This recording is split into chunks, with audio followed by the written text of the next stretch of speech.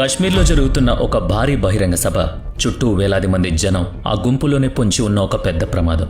బయటకి అంతా ప్రశాంతంగానే కనిపిస్తున్నా ఏ క్షణాన్నైనా పరిస్థితులు పూర్తిగా మారిపోయే అవకాశం ఉంది. సరిగ్గా అదే సమయంలో ఇద్దరు అలర్ట్ ఆఫీసర్స్ సమయానికి ఆ కుట్రను పసిగట్టి వందలాది మంది ప్రాణాలను కాపాడారు. 2003వ సంవత్సరం శ్రీనగర్ ప్రజలకు ఒక ముఖ్యమైన రోజు. రాష్ట్ర ముఖ్యమంత్రి ముఫ్తీ మహమ్మద్ సయీద్ ఒక భారీ జనసభను ఉద్దేశించి మాట్లాడాల్సి ఉంది.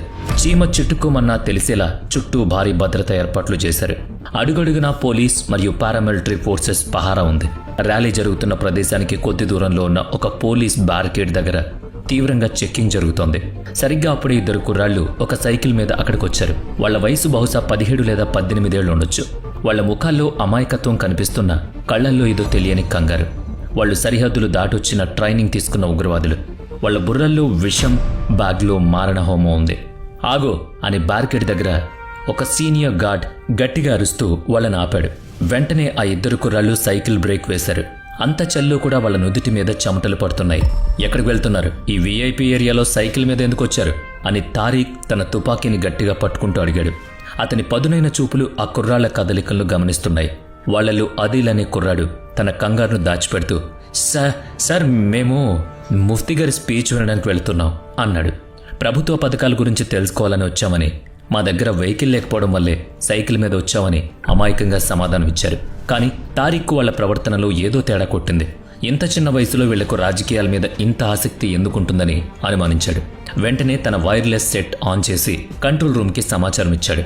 చెక్ పాయింట్ 3 నుంచి ఇద్దరు అనుమానాస్పద యువకులు ర్యాలీ వైపు వస్తున్నారని, వాళ్ల మీద నిఘా ఉంచాలని మెసేజ్ పాస్ చేశాడు. ఆ తర్వాత వాళ్లకు వార్నింగ్ ఇచ్చి అక్కడి నుంచి పంపించేశాడు. ఇంతలో దూరం నుంచి సైరన్ సౌండ్స్ వినిపించాయి. ముఖ్యమంత్రి కాన్వాయ్ గ్రౌండ్ లోపలికి ఎంటర్ అవ్వగానే అక్కడున్న పోలీస్ ఆఫీసర్స్ అంతా అలర్ట్ అయ్యారు. ముఖ్యమంత్రి ముఫ్తీ మహమ్మద్ సయీద్ కారు దిగ్గానే స్పెషల్ సెక్యూరిటీ కమాండోలు తన చుట్టూ ఒక రక్షణ వలయాన్ని ఏర్పాటు చేశాయి.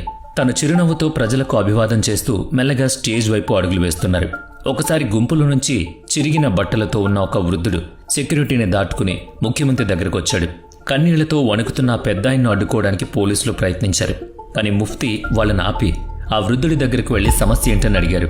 తన కూతురు చదువు కోసం, వైద్యం కోసం డబ్బులు లేక ఇబ్బంది పడుతున్నానని ఆ పెద్దాయన ఏడుస్తూ చెప్పాడు. అది విన్న ముఖ్యమంత్రి వెంటనే తన పక్కన ఉన్న పర్సనల్ సెక్రటరీని పిలిచి ఆ డీటెయిల్స్ అన్ని నోట్ చేసుకోమన్నారు. ఆ వృద్ధుడికి ధైర్యం చెప్పి ప్రభుత్వమే ఆ ఖర్చులన్నీ భరిస్తుందని మాటిచ్చారు. ఆ మాటతో అక్కడున్న జనమంతా ఒక్కసారిగా చప్పట్లు కొట్టారు. ఆ తర్వాత ముఖ్యమంత్రి నెమ్మదిగా స్టేజ్ మీదకు చేరుకుని తన కుర్చీలో ఆసీనులయ్యారు. స్టేజ్ మీద మంత్రులు, సీనియర్ ఆఫీసర్స్ అంతా కూర్చున్నారు. కానీ స్టేజ్ మీద భద్రత చూస్తున్న గార్డ్ తాకీర్ గుండెల్లో ఏదో టెన్షన్. అతని కళ్ళు జనంలో ఆ ఇద్దరు కుర్రాళ్ల కోసమే వెతుకుతున్నాయి. ఆ కుర్చీలో కూర్చున్న ఆదిల్ అతనికి కనిపించాడు. కానీ రెండో కుర్రాడు కనిపించలేదు. ఆ నిజం తెలియగానే తారీఖ్ ఒక్కసారిగా షాక్ అయ్యాడు. చుట్టుపక్కల ఎంత వెతికినా ఆ రెండో వాడు దొరకలేదు. వెంటనే తారీఖ్ తన మైక్ ఆన్ చేసి ఆల్ఫా టీంను అలర్ట్ చేశాడు. తాను అనుమానించిన ఇద్దరిలో ఒకడు మిస్ అయ్యాడని, అతను స్టేజ్ చుట్టుపక్కలే ఉండే అవకాశం ఉందని మెసేజ్ ఇచ్చాడు. వైర్లెస్లో ఆ మెసేజ్ వినగానే మఫ్టీలో ఉన్న పోలీస్ ఆఫీసర్స్ అంతా సైలెంట్గా అతన్ని వెతకడం మొదలుపెట్టారు. కానీ ఆ మిస్ అయిన ఫహాద్ అనే కుర్రాడు ఎక్కడో లేడు. ఆ పెద్ద స్టేజ్ కింద ఉన్న చీకటిలో దాక్కున్నాడు.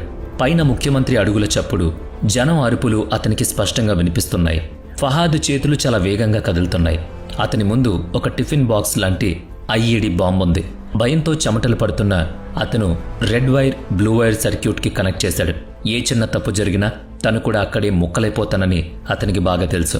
స్టేజ్ మీద ముఖ్యమంత్రి మైక్ పట్టుకుని తన స్పీచ్ మొదలుపెట్టారు. ఆయన మాటలకు గ్రౌండ్ అంతా చప్పట్లతో మార్మోగింది. ఆ చప్పట్ల శబ్దాల మధ్యనే ఫహాద్ ఆ బాంబ్ లాస్ట్ వైర్ను బ్యాటరీకి కనెక్ట్ చేశాడు. సర్క్యూట్ పూర్తయింది. బాంబ్ యాక్టివేట్ అయింది. వెంటనే ఫహాద్ తన జేబులోంచి ఒక చిన్న ఫోన్ తీసి బాంబ్ సెట్ అయింది అనే మెసేజ్ను పాస్ చేశాడు.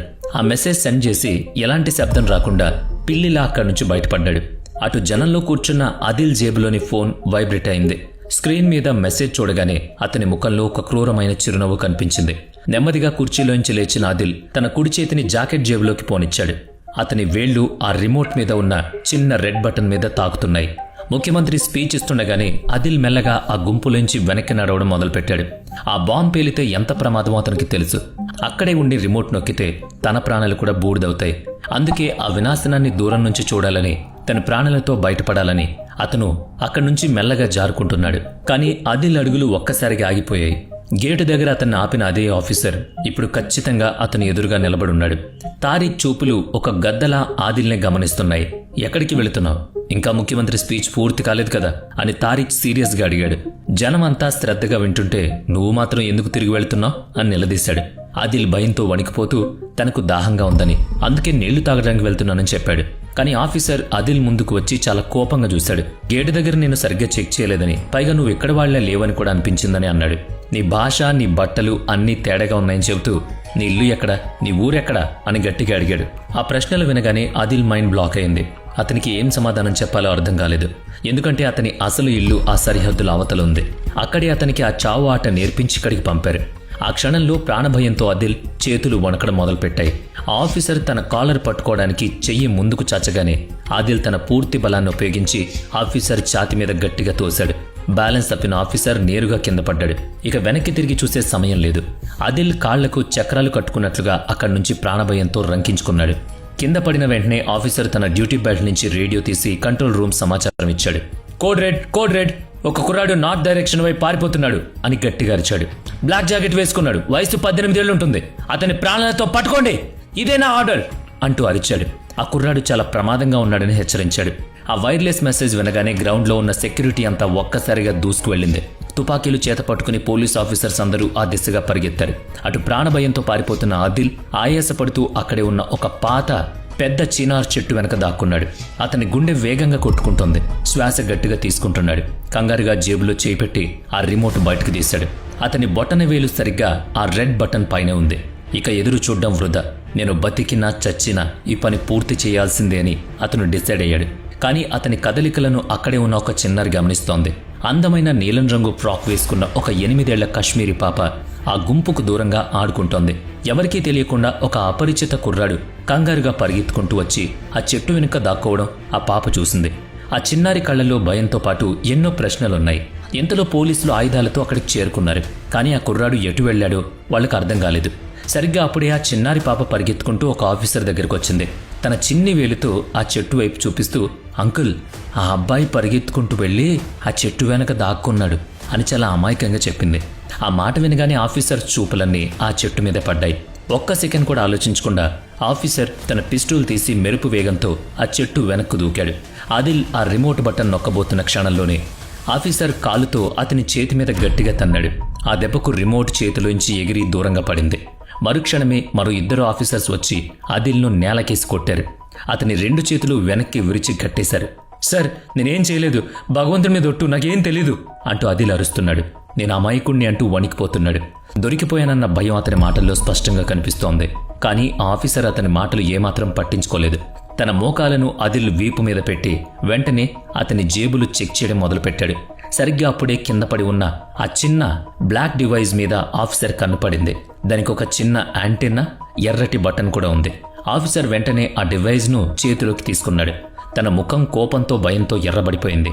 ఆదిల్ జుట్టు పట్టుకుని పైకి లాగి, ఇదేం రిమోట్రా అని గట్టిగా అరిచాడు. నిజం చెప్పు, లేదంటే నీ తలకై పుచ్చకాయల పేలిపోద్ది అని వార్నింగ్ ఇచ్చాడు. చావు కళ్ళెదురుగా కనిపించడం, పోలీసులకు దొరికిపోవడంతో ఆదిల్ ధైర్యం పూర్తిగా చచ్చిపోయింది. ఏడుస్తూ అది ఒక బాంబ్ రిమోట్ అని నిజం ఒప్పుకున్నాడు. నా పార్ట్నర్ ఆ బాంబును స్టేజ్ కింద ఫిట్ చేశాడు, ఈ బటన్ నొక్కితే అంతా నాశనం అవుతుంది అని చెప్పాడు. స్టేజ్ కింద బాంబు ఉందన్న మాట వినగానే ఆ ఆఫీసర్కు ఒక్కసారిగా చెమటలు పట్టాయి. అక్కడ రాష్ట్ర ముఖ్యమంత్రితో పాటు వేలాది మంది ప్రజలున్నారు. ఆ రిమోట్ ఎవరి కాలి కిందైనా పడి పొరపాటున బటన్ ప్రెస్ అయితే ఆ ఘోరం వేరేలా ఉంటుంది. ఒక్క క్షణం కూడా ఆలోచించకుండా ఆ రిమోట్ను కింద పెట్టి తన బూటుతో గట్టిగా తొక్కాడు. ఆ రిమోట్ ముక్కలు ముక్కలు అయ్యేలా దాన్ని పూర్తిగా ధ్వంసం చేశాడు. ఏ రకమైన షార్ట్ సర్క్యూట్ జరగకూడదు, అక్కడ ప్రమాదం జరగకూడదు అనేది అతని ఉద్దేశం.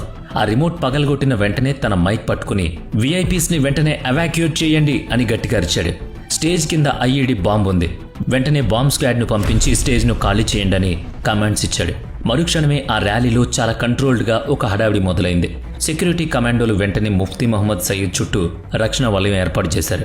తనను సురక్షితంగా స్టేజ్ దించి బుల్లెట్ ప్రూఫ్ కార్లు ఎక్కించి అక్కడి నుంచి పంపించారు. ప్రజలు పానిక్ అవ్వకుండా వాళ్ళని నెమ్మదిగా వెనక్కి పంపారు. కొన్ని నిమిషాల్లోనే బాంబ్ డిస్పోజల్ స్క్వాడ్స్ వాళ్ళ ప్రొటెక్టివ్ సూట్స్ వేసుకుని స్టేజ్ కిందకు దూరింది. ఫహాద్ కొద్దిసేపటి క్రితం సెట్ చేసిన ఆ టిఫిన్ బాంబ్ వాళ్ళకి దొరికింది. గ్రౌండ్లో ఉన్న వాళ్ళంతా ఊపిరి బెగబెట్టి చూస్తున్నారు. ఎక్స్పర్ట్స్ తన వైర్ కటర్ తీసుకున్నాడు. అతని నుదుటి నుంచి చెమటలు కారుతున్నాయి. రెడ్, బ్లూ వైర్లను జాగ్రత్తగా గమనించి ఒక ఉదుటన ఆ మెయిన్ పవర్ వైర్ను కట్ చేశాడు. టైమర్ స్క్రీన్ మీద బ్లింక్ అవుతున్న ఎర్రటి లైట్ శాశ్వతంగా ఆగిపోయింది. బాంబ్ డిఫ్యూజ్ అయింది. ఆఫీసర్ ఊపిరి పీల్చుకుని కింద పడి ఉన్న అదిల్ వైపు కోపంగా చూశాడు. ఈరోజు ఒక చిన్న పాప అలాగే అదృష్టం కలిసి వేలాది మంది ప్రాణాలు కాపాడాయి. కానీ ఈ కథ ఇంకా ముగియలేదు. ఆ రెండో కుర్రాడు ఫహాద్ ఇంకా పోలీసులకు చిక్కలేదు. స్వేచ్ఛగా బయటే ఉన్నాడు. ఈ వీడియో కేవలం అవగాహన మరియు వినోదం కోసం మాత్రమే రూపొందించబడింది. ఇందులో చూసిన కథ పూర్తిగా కల్పితం. ఎటువంటి హింసను ప్రేరేపించడం దీని ఉద్దేశం కాదు. మన దేశానికి చెందిన ధైర్యవంతులైన అధికారులు, సెక్యూరిటీ ఫోర్సెస్ చూపిస్తున్న అప్రమత్తత, ధైర్యం మరియు బాధ్యతలను గౌరవించడం కోసం ఈ డాక్యుమెంటరీని